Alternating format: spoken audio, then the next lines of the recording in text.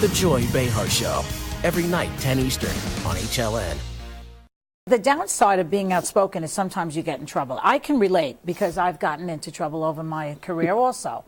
Congratulations. Yes, and thank you. I mean, when you have a big mouth, you're going to get in trouble. And my mother used to say, good luck with your mouth. But that's called freedom. It's called freedom of speech, and I use it every day. And you pay the price. You pay the price. Okay, and you did pay the price. Okay, so like those Israel remarks that you made, and I want people to see what it is we're talking about. So let's watch.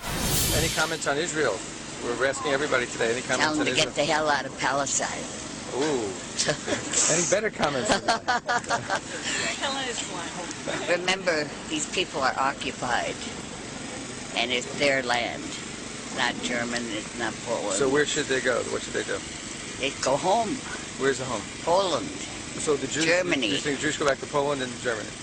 And America and everywhere else.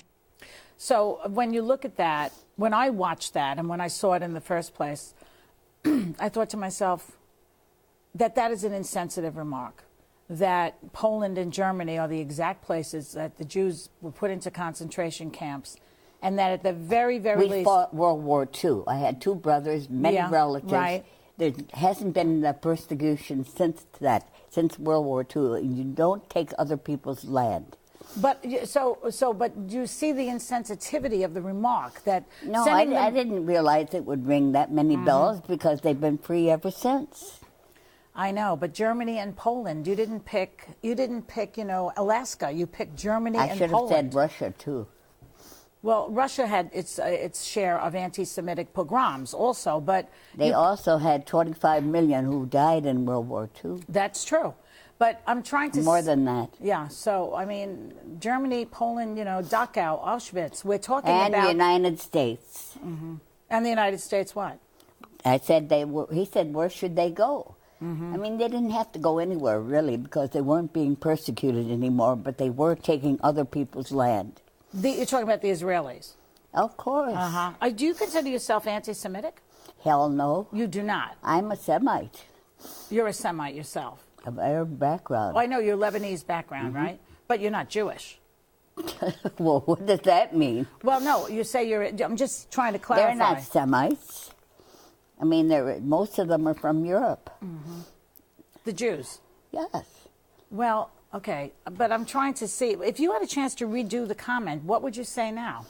Why do they have to go anywhere? They're not being persecuted anywhere. The Israelis? Mm-hmm. Okay. Why do they have to go anywhere? The Jews. Well, the question was, any comments on Israel? That's what the question was. And you said, tell them to get the hell out of Palestine. Right. And then the rabbi who was interviewing you said, any better comments? And you said, remember, these people are occupied, and it's their land, not Germany's, not Poland. So where should they go, he said. What should they do?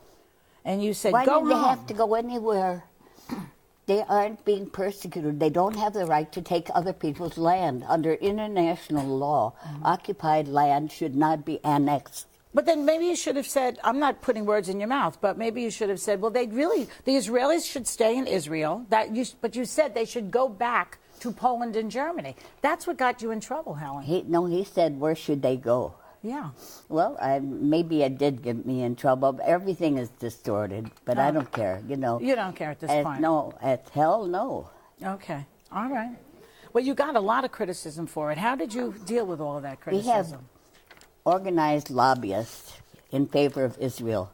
You can't open your mouth. I can call the President of the United States anything in the book. But if you say one thing about Israel, and you're off limits. Well, that's what happened to you. I mean, the Society of Professional Journalists retired the Helen Thomas Lifetime Achievement Award. Mm-hmm. They said no individual worthy of such honor should have to face this controversy. No honoree should have to decide if the possible backlash is worth being recognized for his or her contribution to journalism. Are you offended by that? By what? The fact that they will not give this award to anybody in your name? Well, I mean, that's their decision, but I think it's stupid. Has nothing to do with my views about Israel. Mm-hmm. My achievements in journalism are a little separate. Mm-hmm. So you have no regrets about what you said, even though I have regrets that everybody's misinterpreted it and distorted it. and you have the Ari Fleischer and Abe Foxman distorting everything. So I certainly knew that, and I should have kept my mouth shut, probably. But you still don't feel that it was insensitive in any way? No. No. I'm sensitive about the Palestinians being pushed around, knocked on the door at 3 o'clock in the morning, get out of this house in 24 hours. 3 generations in refugee camps. Okay. Pushed from their homes. I see. But you see the other side of it. The other side of it is that the Jews are sensitive because of the history that they have in the 20th everybody's sensitive century. when they're being pushed out of their homes. Well, but the 20th century was particularly cruel to the Jewish population. Yes, it was. In Europe, in Germany, my Poland. family went through World War II. We were very sensitive. All of us were there. Every American was there. But did your family go to a concentration camp? No. No. Well, that's the difference. That's the point. The difference is that count how many thousands of Palestinians are in jail now, thrown from their homes. 1 million refugees. Is that sensitive? Everybody's got sensitivity points here. Right. You're right.